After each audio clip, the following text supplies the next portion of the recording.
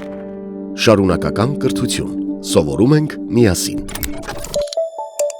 Քիմիայի դաս է։ Սովորողները պատրաստվում են քիմիական փորձ կատարել։ Առաջանում են բազմաթիվ հարցեր։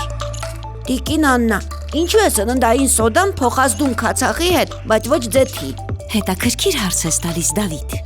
Առաջարկում եմ միասին պարզել։ Այսինքն նույնիսկ դուք քիմիայից ամեն ինչ չգիտեք։ Բա ինչպես եք դարձել ուսուցիչ։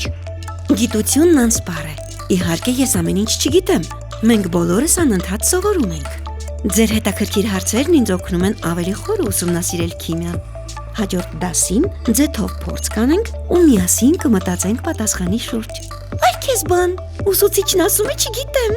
Տեսնում եք, երբ հարց է առաջանում, այն հնարավորություն է ավելին իմանալու։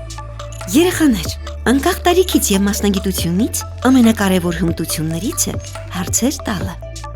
Շատ եմ ուրախանում, երբ հարցեր եք տալիս։ Մանկավարժական աշխատողների վարքականոն։ Մանկավարժը պետք է նպաստի սովորողների մեջ այնպիսի դրական անձնային հատկանիշների ձևավորմանը, ինչպիսիք են ինքնակրթությունը, ուսման արժևորումը, ինքնուրույնությունը։ Մանկավարժը չպետք է դրսևորի կոպիտ արհամարհական վերաբերմունք սովորողի անձի նկատմամբ։ Որոշ խորհուրդներ մանկավարժների համար։ Մի վախեցեք ընդունել, որ ինչ-որ բան չգիտեք։ Սա չի նվազեցնում ձեր հեղինակությունը, այլ ցույց է տալիս օրինակելի վերաբերմունք ուսման հանդեպ։